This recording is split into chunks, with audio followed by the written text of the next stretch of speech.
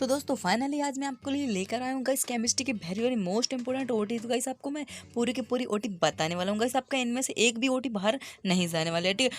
तो आपका पूरा का पूरा पीडीएफ गाइस 32 पेजेस का है, तो आपको उसको कर लेना, ठीक है। आपको बस एक बार पढ़ना है, मेरे साथ पढ़ना है, और आपको कुछ भी नहीं करना, ठीक है। आपको मैं यहीं पे याद करा दूंगा, ठीक है। आपको कुछ भी नहीं करना, बस आपको सुनना है, ठीक है। तो सुनने से सारी की सारी ओटी आपको याद हो जाएंगी। आपकी जो 28 नंबर की ओटी आने वाली है ना, तो आपकी केस पूरी की पूरी सही जाने वाली है, एक भी बाहर नहीं जाने वाली है। तो चलिए गाइस हम इसको स्टार्ट कर देते हैं, ठीक है। तो गाइस क्रिस्टलों के अवयवी कणों की व्यवस्था किस प्रकार होती है? तो दीर्घ परासी द्वारा, ठीक है। और ग्रेफाइट किस प्रकार का ठोस है? तो ये आपका क्रिस्टलीय ठोस है, ठीक है। ठोसों में कणों के बीच किस प्रकार का संकुलन होता है? तो क्या निमिड संकुलन होता है, ठीक है। इसमें आपको भर देना है, मतलब जो भी गाइस आपके खाली स्थान में पूछ सकता है, सही विकल्प में पूछ सकता है, एक वाक्य में पूछ सकता है, तो इनसे एक भी बाहर नहीं जाने वाले, पूरी पूरी होती, ठीक है। जेडएनएस किस प्रकार का ठोस है? तो ये आयनिक ठोस है, ठीक है। और सरल घनीय इकाई सेल में परमाणु की संख्या कितनी होती है गाइस? 1 होती है, ठीक है। और बीएससी व एफसीसी में क्रमशः परमाणु की संख्या होती है, तो गाइस 2 से 4, 2 बार 4 होती है, ठीक है। और इसमें भी यही वही का वही है। और नेक्स्ट देख लेते हैं गाइस, एसएससी एफसीसी व एफएफसी में क्रमशः परमाणु के बीच की दूरी होती है, तो गाइस ये आपको देख लेना, ठीक है। सटकी दोष के कारण क्रिस्टल में क्या परिवर्तित होता है? तो उसका घनत्व कम हो जाता है, ठीक है। ऐसे क्रिस्टल जिनमें फ्रैंकलिन दोष पाया जाता है, तो गाइस क्या है आपके? सिल्वर क्लोराइड और जिंक सल्फाइड, ठीक है। तो ये आपको कर लेना है। आगे चलते हैं, सटकी दोष पाई जाने वाली क्रिस्टल का नाम, ठीक है। सटकी दोष पाए जाने वाले क्रिस्टल का नाम है सोडियम क्लोराइड, ठीक है।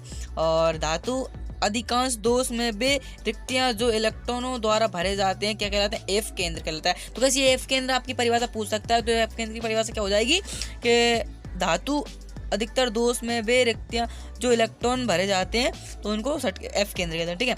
और NaCl व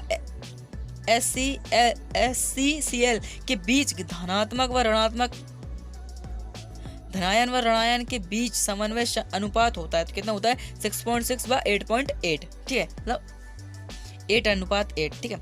और ताप बढ़ने पर क्रिस्टल के समन्वय संख्या बढ़ती है या घटती है? वह दाब के साथ क्या होता है? तो ताप बढ़ने पर समन्वय संख्या घटती है और दाब बढ़ने पर समन्वय संख्या कम होती है, ये आपको लिख देना, ठीक है। और इकाई सेल का घनत्व कितना होता है? तो इकाई सेल का घनत्व होता है अपना A = ZM upon AQ × N not, ठीक है। ये आपका हो जाएगा। और इकाई सेलों में संकुलन गुणांक होता है, तो कितना होता है गाइस? ये आपको लिखना है, ठीक है। ये आप नीचे लिखा है। और बेब्रास चालक कितने प्रकार के होते हैं गाइस? 14 प्रकार के होते हैं। और हीरा ग्रेफाइट सिलिका आदि में किस प्रकार का बंद होता है? तो सहसंयोजी बंद होता है। किस में होता है गाइस? हीरा ग्रेफाइट और सिलिका में, ठीक है। आदि में कौन सा बंद होता है? सहसंयोजक ठोस का बंद होता है, ठीक है। और किसी भी तत्व व यौगिक में अशुद्धियों की अल्प मात्रा मिलाने की क्रिया को डोपिंग कहते हैं। ये आपको कर लेना है गाइस, ये very very most important vice वो आपका क्वेश्चन है, ठीक है। इनको आपको कर लेना है। और आगे चलते हैं, बिंदु दोष किस प्रकार के क्रिस्टल में पाया जाता है? तो आयनिक क्रिस्टल में पाया जाता है। कौन सा गाइस? बिंदु दोष, ठीक है। और ये आपका एक वाक्य में ही पूछ सकता है गाइस, एक वाक्य में सही जोड़ी में खाली स्थान में किस प्रकार का ठोस बिंदु दोष में पाया जाता है? तो आयनिक क्रिस्टल में, ठीक है। सोडियम क्लोराइड की संरचना होती है गाइस, घनीय संरचना होती है, ठीक है। से घन के प्रकार की होती है सोडियम क्लोराइड की। और काय केंद्रीय घनीय चालक की समन्वय संख्या होती है 8। तो इसमें देख रहे हैं काय केंद्रीय घनीय चालक की समन्वय संख्या होती है 8, ठीक है। निम्नलिखित में से कौन सा ब्रेग समीकरण है? तो ब्रेग समीकरण हो जाएगा आपका H λ = 2D sin θ, ये आपका ब्रेग समीकरण हो जाएगा, ठीक है। और समचतुष्फलक सममिति के लिए त्रिज्यानुपात की सीमा है, तो कितनी है गाइस? आपका 0.0225 हो जाएगा। धात्विक ठोस के 2 उदाहरण। धात्विक ठोस कौन सा हो जाएगा? इस कॉपर और निकेल, ठीक है। और धात्विक ठोस के उदाहरण हो जाएंगे कॉपर और निकेल। थोड़ा सा आगे चलते हैं, SiC किस प्रकार का ठोस है? सहसंयोजी ठोस होता है गाइस, ये एक प्रकार का, ठीक है। और अतिचालक का एक उदाहरण दीजिए। अतिचालक बोले तो एक देना है गाइस आपको यहाँ पे, तो आप इनमें से एक लिख देना, ठीक है। और अतिचालक की खोज किसने की थी? तो केवरलिंग ऑन्स ने 1913 में की थी, ठीक है। केवरलिंग ऑन्स ने की थी अतिचालक की खोज। और आगे चलते हैं कि लोहे में जंग लगने की क्रिया को क्या कहते हैं? संक्षारण कहते हैं। ये आपको पता होगा, अपनी 10वीं में पढ़ा होगा, ठीक है। और कैलोमल का रासायनिक सूत्र क्या होता है? तो इसका होता है Hg2Cl2, ठीक है। ये आपका कैलोमल का रासायनिक सूत्र हो जाएगा। और विलयन के प्रतिरोध को निम्न में से किससे गुण गुणा करने पर सेल स्थिरांक प्राप्त होता है। विशिष्ट चालकता से गुणा करने पर सेल स्थिरांक हमको प्राप्त होता है। गाइस सेल स्थिरांक की परिभाषा यहाँ पर बन जाएगी, ठीक है। और एक सेल का EMF होता है कितना, दोनों इलेक्ट्रॉनों के विभव का अंतर। दोनों इलेक्ट्रॉनों के विभव का अंतर को क्या कहते हैं, EMF को कहते हैं, ठीक है। सेल का EMF कहते हैं दोनों इलेक्ट्रॉनों के विभव के अंतर को। और शुष्क सेल का विभव होता है, शुष्क सेल का विभव होता है 1.5 वोल्ट। शुष्क सेल का विभव होता है 1.5 वोल्ट, ठीक है। सेल स्थिरांक की इकाई लिखिए, सेल स्थिरांक की इकाई जो है सेंटीमीटर इनवर्स। सेल स्थिरांक की इकाई हो जाएगी सेंटीमीटर इनवर्स, ठीक है। फैराडे का बीमा है, फैराडे का मतलब जो आपका सूत्र क्या, फैराडे का किसका होता है, तो कूलम, ठीक है। और विशिष्ट चालकता की इकाई होती है ओम सेंटीमीटर। विशिष्ट चालकता इकाई ओम सेंटीमीटर होती है, ठीक है, ओम सेंटीमीटर होती है। और एंट्रोपी डेल्टा जी का मान किसके बराबर होता है, ये आपको इसमें ये आपको नहीं करना, ठीक है, ये थोड़ा सा डिफरेंट है। और लोहे की संरक्षित होने से बचने के लिए उस पर जिंक की परत चढ़ाई जाती है, गैल्वेनीकरण, इसको गैल्वेनीकरण कहलाता है, ठीक है। और लवण सेतु बनाने के लिए KNO3 के संतृप्त विलयन का उपयोग किया जाता है, क्यों, दोनों का वेग बराबर होता है इसलिए, ठीक है। इसमें इसका हो किया जाएगा, दोनों का वेग बराबर होता है इसलिए, ठीक है। और आगे चलते हैं, शुष्क सेलों में द्विध्रुव का कार्य करता है, कौन करता है, MnO2, ये द्विध्रुव का कार्य करता है, ठीक है। थोड़ा सा और आगे चलते हैं हम। नेक्स्ट है आपका मोलर चालकता, लैम्डा M बराबर होता है, तो क्या होता है गाइस, 1000 × K/cm, ये आपको लिख लेना है।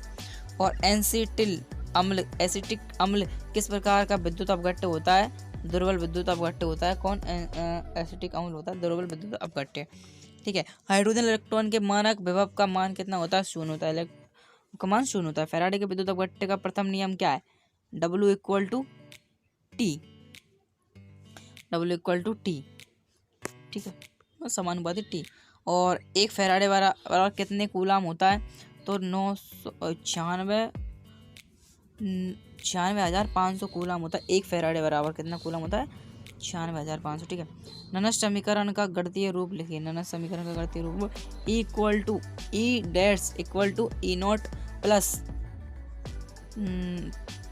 2.3303 RT/NF = log10 M+, ठीक है, ये आपका हो जाएगा। गाइस ये आपको याद कर लेना, एक फैराडे में कितने कूलाम होते हैं और ननस समीकरण का गणितीय रूप आपको कर लेना, ठीक है।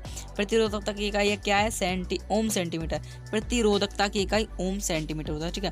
और प्रबल विद्युत अपघट्यों के कोई दो उदाहरण, तो NaCl और NaOH, प्रबल, ये भी आपको कर लेना, वेरी मोस्ट है गाइस, पूछा जा सकता है। प्रबल विद्युत अपघट्य के कोई दो उदाहरण लिखिए, तो आप NaCl NaOH, ठीक है, प्रबल विद्युत अपघट्य। और पुनः आवेशित करने योग्य सेल कहलाते हैं द्वितीयक सेल कहलाते हैं। पुनः आवेशित करने योग्य सेल मतलब जिस पे आवेश दोबारा दिया जा सके उसको सेल क्या कहते हैं, द्वितीयक सेल कहते हैं उनको, ठीक है। और विभवांतर की इकाई क्या होती है, विभवांतर की इकाई गाइस वोल्ट होती है, तो ये आपको कर लेना है, ठीक है। और विभवांतर की इकाई वोल्ट, ये गाइस आपको वेरी मोस्ट क्वेश्चन है, इनमें से गाइस आपकी एक भी ओटी बाहर नहीं जाने वाली है, बस आपको इनको करना है अच्छी तरीके से। और कोलरॉस नियम का गणितीय रूप, अब कोलरॉस के नियम का गणितीय रूप ये आपको याद कर लेना है कि लैम्डा M, ये आपका जगह आपको दो बिंदी दिख रही है, अनंत का साइन है, ठीक है, तो इसमें थोड़ा सा डिफरेंट है। तो लैम्डा M की आपको मतलब घात इन्फिनिटी इक्वल टू, ठीक है, तो यहाँ पे हो जाएगा अपना लैम्डा, ये थोड़ा सा गाइस इसमें मिस्टेक दिया है, ये अपना y है, ये x है, ये y है, x लैम्डा मतलब ये कुछ समीकरण दिया गया है, तो आप उसको इसको देख लेना गाइस, वेरी मोस्ट है लेकिन इस बार, ठीक है। जंग का रासायनिक सूत्र क्या होता है, Fe2O3 × XH2O, ये जंग का रासायनिक सूत्र है, ठीक है। तो तुल्यांक चालकता की इकाई क्या है, ओम इनवर्स, सेंटीमीटर इनवर्स और ये मोल इनवर्स, ठीक है, तो ये आपका हो जाएगा। ये मोल इनवर्स नहीं है गाइस, ये है आपका इक्यू है, ठीक है, तो आपको इक्यू इनवर्स आपको यहाँ से देख लेना है। मतलब ये गाइस मैं आपको बता रहा हूँ ना, थोड़ा से उत्तर मिस्टेक हो सकते हैं, बट आपका क्वेश्चन मिस्टेक नहीं हो सकता, क्योंकि क्वेश्चन यही आने वाला है, ठीक है। और सेल स्थिरांक का सूत्र लिखिए, तो सेल स्थिरांक का सूत्र लिखना है x = L/A, सेल स्थिरांक का सूत्र हो गया। आणविक चालकता का सूत्र क्या होता है, तो ohm inverse centimetre mole inverse इसका होता है, ठीक है, तो उसको आपको कर लेना। किसी सेल के विद्युत वाहक बल एवं समन्वय स्थिरांक में संबंध, तो ये आपको संबंध लिखने हैं, ठीक है। किसी इलेक्ट्रॉन पर इलेक्ट्रॉन पहुंचाते हैं कैथोड, किसी इलेक्ट्रोड पर इलेक्ट्रॉन पहुंचाते हैं कौन? कैथोड, ठीक है। और किसी विलयन का प्रतिरोध किस उपकरण द्वारा ज्ञात करते हैं? बीटोस्टोन ब्रिज के द्वारा इसको याद करते हैं। वैसे अभी तक हमने आपके 2 पार्ट के 30 तक बता दिए, तो वैसे आप 2 पार्ट कंप्लीट होने वाला है, ठीक है। और किस सीसा संचालक सेल में किस अम्ल का उपयोग विद्युत अपघट्य के रूप में होता है? सल्फ्यूरिक अम्ल का होता है, ठीक है। और सबसे प्रबल अपचायक क्षार धातु का नाम बताइए? तो गोल्ड। ये गाइस हमने आपके 2 पार्ट तक यहाँ पे पूरे पूरे कर दिए हैं, ठीक है। तो गाइस जल्दी से इनको आपको पढ़ लेना है, और वीडियो गाइस समझ में नहीं आया तो एक बार और देख लीजिए वीडियो को, ठीक है। और गाइस आपको नेक्स्ट पार्ट के जो आपका है ऑब्जेक्टिव वो गाइस मैं आपको नेक्स्ट वीडियो में दूंगा, अगर आप कमेंट करते हो तो, ठीक है। और मैं गाइस इसका PDF आपको टेलीग्राम में दे दूंगा, तो आप वहाँ से इसको डाउनलोड कर लेना।